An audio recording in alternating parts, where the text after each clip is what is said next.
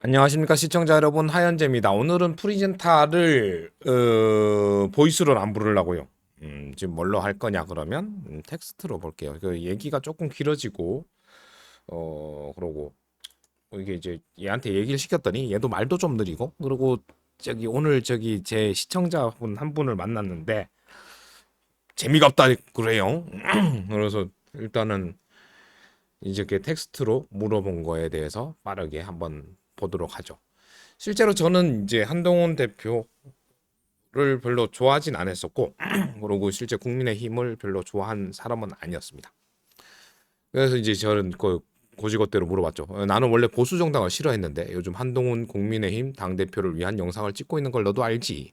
이제까지의 대화를 통해 내가 왜 그런 영상을 찍는지 네 생각을 말해볼래라고 했더니 얘가 이렇게 얘기를 합니다. 네, 현재님께서 지금까지 대화를 통해 드러내주신 가치와 신념을 바탕으로 한다면 제가 그런 영상을 찍는 이유는 한 정치인을 지지하기보다는 정치의 변화와 혁신을 기대하는 마음이 때문일까 아닐까 생각됩니다라고 해요. 일단은 이제 제가 얘기를 많이 할 때 얘도 저를 기억을 한단 말이에요. 원래 보수 정당의 비판적인 시각을 가지고 계셨지만 이게 이제 지금 한동훈 대표가 국민의힘 내부 결속과 국민과의 진정성 있는 소통을 강화할 가능성이 있다고 느끼신 것 같습니다. 젊은 정치인으로서의 변화의 가능성을 제시하고 보수 진영의 새로운 방향성을 이끌어낼 수 있을지에 주목하고 계신 듯합니다. 이게 뭐 이제 그 다음에 이제 제 칭찬인데 요거는 넘어가고요. 그래서 제가 대답을 했죠. 오잉 오오오오오 야 얼추 비슷하다. 근데 실제로 이제 지금 정치판에서 제일 힘든 상황을 겪고 있는 게 한동훈 대표 같거든. 이제 보수 정당의 위기의 상황에 당 대표라는 자리를 맡게 되었지. 근데 이제 정치에 대한 경험은 별로 없고 기존 당내에서도 자기를 지지하는 자와 아닌 자로 나뉘고 안팎에서 자기의 의지와는 다른 상황으로 흘러가지 않을까라고 했더니 이게 뭐 그렇게 했죠. 그래서 그렇대요. 이제 근데 요 보면은 이제 요런 데서 이제 뭐 신문에서 기사를 이제 유출을 해서 이거 근데 올해 8월 기사네요. 뭐 이런 걸 해가지고 자기의 의견을 합니다. 실제로 뭐 제가 말한 게 실제로 뭐 이렇게 경향신문에 한번 나왔고, 그다음에 이제 근데 요 말을 저를 몰랐는데 이제 저 챗GPT가 제 프리젠터가 찾아줬죠. 당정 관계를 수평적으로 재정립하고 보수 정치를 혁신적으로 재건하겠다는 의지를 표명했다고 합니다.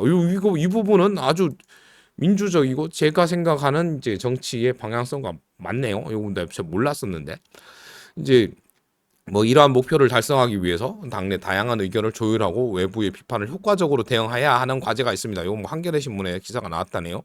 한동훈 원민과 필요 없는 당 대표 당정 관계 수평적 재정립할 것. 하여튼 뭐 이렇게 얘기했답니다. 이제 뭐 저 실제로 이제 정치 경험 부족은 뭐 여러 가지 어려움을 초래할 수 있으며 당내 갈등을 심화시키거나 뭐 이렇게 할 수가 있답니다. 뭐 따라서 한 대표는 이러한 도전을 극복하기 위해 당내 소통을 강화하고 국민의 기대에 부응하는 정책을 추진하며 자신의 리더십을 지속적으로 검증받아야 할 것입니다. 요런 게 아까 했던 경향신문과 한겨레 신문에 나온 기사를 토대로 어, AI 프리젠터가 대답을 해줬네요. 그 리더십과 당내 소통이라 이게 좀 리더십은 독재와 유사한 면이 있지 않을까? 일부 자기와의 뜻과 다른 사람의 의견을 묵살하면서 나아가야 빠른 진행이 될 거고 다른 의견을 설득하려면 시간이 많이 걸릴 텐데.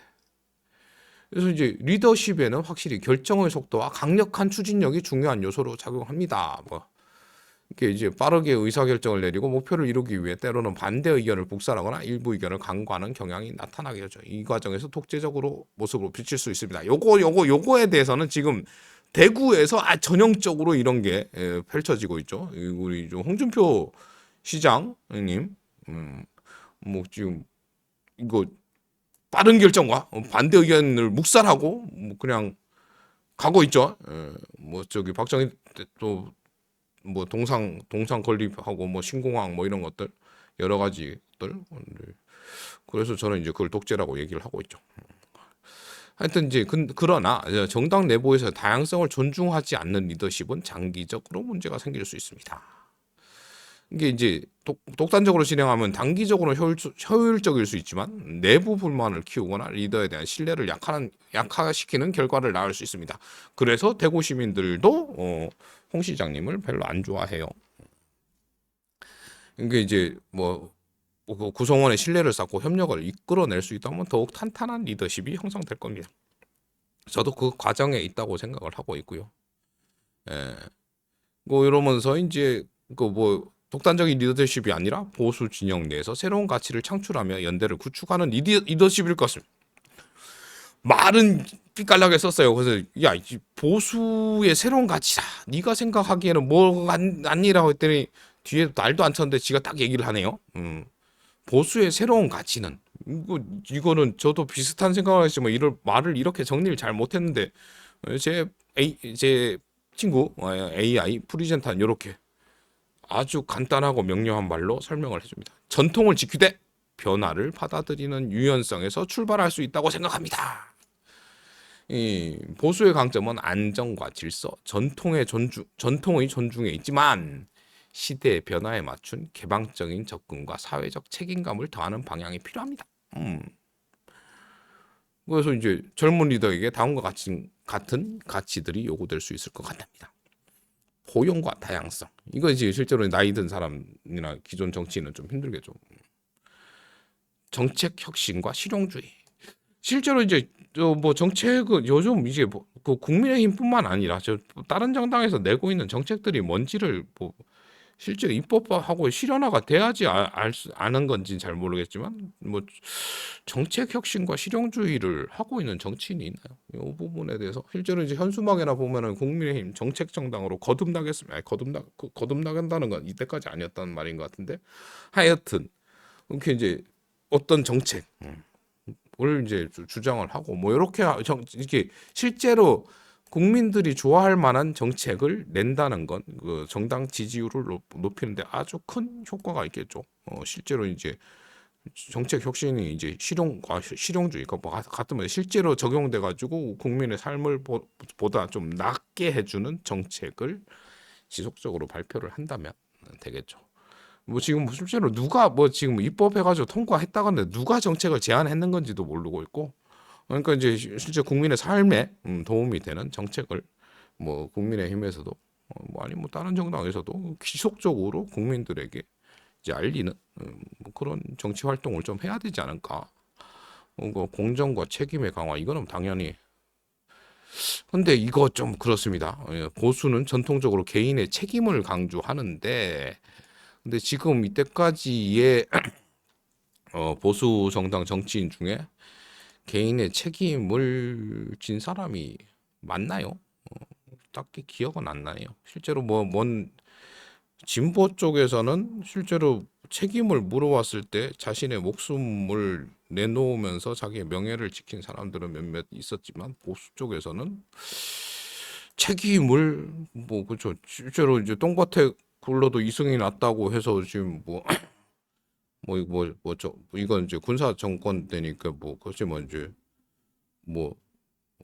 전두환 대통령 같은 경우는 전 대통령 같은 경우는 나중에도 통장에 몇십만 원밖에 없다고 그러고 있고 그리고 이명박 대통령도 지금 또 4대강 가지고 녹조가 때문에 청산가리에 몇천 배 만큼 이제 독극물이 나오는 그런 녹조가 생기게 되는 4대강을 하고도 잘했다고 생각을 하고 있고 잘했다고 어디 가서 얘기를 하고 있고 반면 이제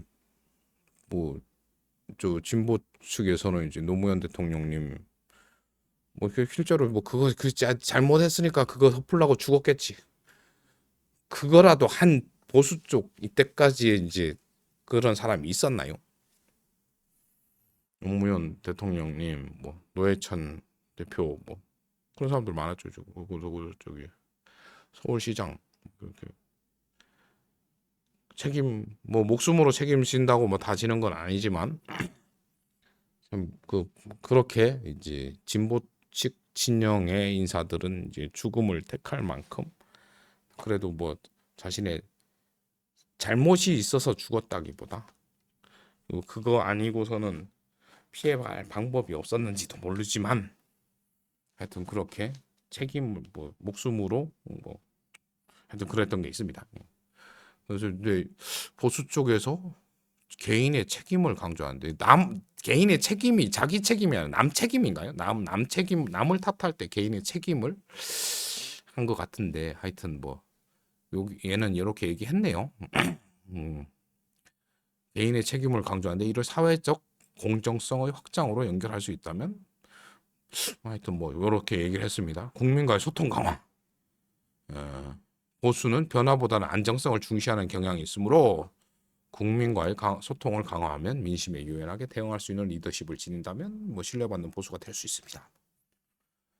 그러니까 그래서 이러한 가치를 통해 보수가 변화를 두려워하지 않고 새로운 방향성을 제시할 수 있다면 한동훈 대표와 같은 인물도 보수의 변화를 이끌어가며 더 넓은 공감대를 형성할 수 있을 것입니다. 보수가 변화를 두려워하지 않는다. 그래서 제가 물어봤죠. 내가 원하는 모습이 이런 거야. 실제로 그렇죠. 정당 정치이긴 하죠. 보수 정당이긴 하지만 이제 다른 정당과도 소통하는 이게 더 나은 대한민국을 원하는 정치인들과 이기고 지는 문제를 넘어선 한 가지의 목표를 향해 함께 나아가는 모습을 원하기도 해. 기존 한국의 정당 정치에는 어려운 미래겠지 했더니 어렵답니다. 네 그랬어요. 그냥 네. 국익을 위한 진정한 협력을 지향하는 모습.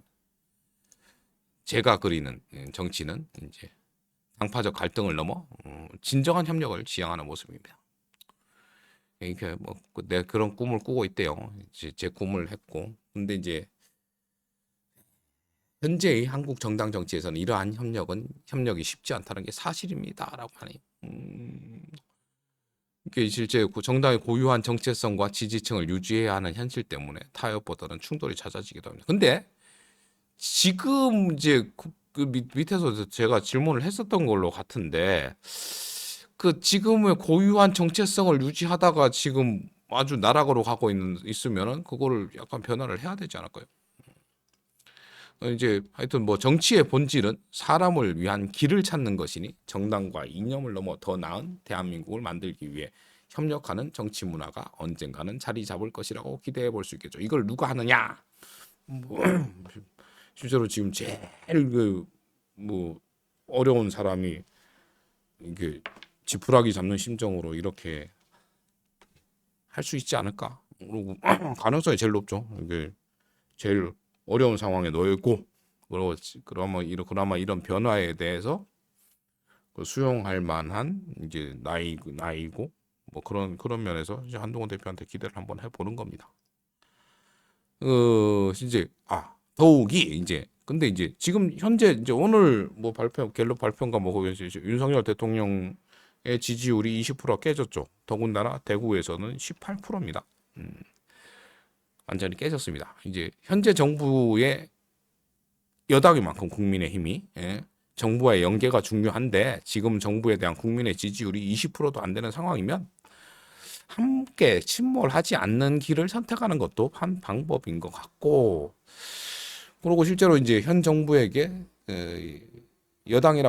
여당이지만 등을 돌려도 그 정당 지지자들에게는 배신이라는 생각이 좀 덜하게 되지 않을까라고 했더니 뭐 이건데 이게 요 근래 24구 뭐 이거 실제로 이제 국정 지지율 20%뭐 이건 좀 옛날 거겠지만 예, 국민의힘의 당대표로서 한동훈 대표가 정부와의 관계를 재정립하는 것은 전략적으로 중요한 선택이 될 수 있습니다. 그래서 뭐 얘기를 해보려고 그러고 있고 뭐 했는데 지금 다 씹혔죠. 참 어렵습니다. 그리고 이제 뭐 아까도 나왔지만 이제 당정 관계를 수평적으로 재정립하고 당이 정부와 협력하되 필요시에 합리적 견제와 비탈을 마다하지 않겠다는 입장을 밝혔다고 합니다. 한동훈 대표가. 이는 당의 독립성과 정체성을 강화하려는 노력으로 볼 수 있습니다. 국민의힘 지지율도 지금 이제 뭐 이건 언제적 뉴스인가요? 9월 달이니까 좀 더 됐지만 28%로 정부 출범 이후 최저치를 기록하고 있습니다. 함께 몰락을 하고 있죠. 빠지는 배에다가 같이 침몰하지는 하는 거는 별로 당 대표로서 좋지 않은 선택일 것 같습니다. 이게 이제 따라서 한동훈 대표가 정부와의 관계를 재조정하고 당의 독립성을 강화하는 것은 당의 위기 극복과 지지층의 신뢰 회복에 긍정적인 영향을 미칠 수 있을 것으로 판단됩니다. 그렇답니다. 그렇게 이제 뭐 여러 가지 물어봤습니다. 그래서 그 이제 그 아까 제 앞서 말씀드렸다시피 요즘 제가 한동훈 대표에 대해서 영상을 몇 개 찍고 있다 보니까 제가 이제 예전부터 한동훈 대표나 국민의힘의 지지자인 줄 알고 구독을 해주시는 분들이 너무 많아요. 근데 이제 아까 영상 중간에 잠시 말씀을 드렸지만 지금의 상황을 지금의 대한민국의 상황, 정치의 상황 뭐 이런 거를 타개해 나가는 키는 한동훈 대표도 하나는 들고 있다고 생각을 하고 있거든요. 기대를 해보려고요. 물론 이제 제가 이런 얘기를 한다고 해서 이런 얘기가 어, 귀에 들어갈지는 않을 것 같기도 하고. 근데 이제 제 영상을 많이 봐주고 그리고 이제 뭐 제 영상을 이제 많이 봐주신다는 건 여러분들도 비슷한 생각을 갖고 있다는 반증이라고 이제 저는 생각을 하고 있거든요.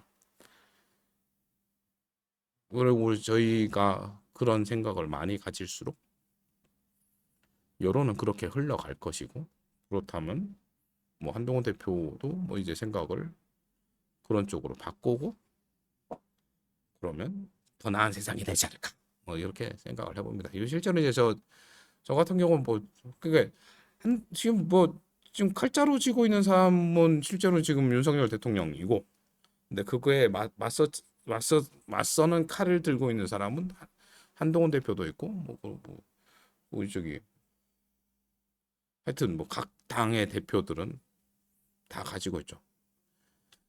당이 다르다고 꼭 적이어야 될 필요가 있을까요? 진짜로 국민을 생각하는 정치인들이라면 이럴 때는 한번 힘을 합칠 때도 힘을 합치면 좋지 않을까요? 그렇다고 꼭 뭐 탄핵이 아니라 다 같이 몰려가서 뭐 협박을 하든 어떻게 하든 진짜로 이렇게 계속 가면 어쩔 수 없이 우리도 탄핵을 해야 된다. 근데 그거는 바라진 않는데 뭐 예전에 뭐 당선되기 전에도 명모 씨라고 하는 건 제가 이름을 솔직히 말씀드리면 기억을 못해서 그렇습니다. 예. 하여튼 그 사람도 얘기했듯이 2년 정도면 된 거니까 이제 조용히 물러나실 생각을 하십시오. 뭐 그렇게 뭐 혼자가 아니면 함께 당 대표들끼리 손잡고 가서 얘기를 하면 되지 않을까요? 하여튼 뭐 그런 생각을 한번 해봤습니다. 뭐좀 평상시보다 영상이 좀 길어졌네요. 영상 시청해 주셔서 감사드리고요. 감사한 만큼 사랑하고요. 하늘 복 많이 받으세요. 그럼 다음 영상에서 뵐게요. 뿅.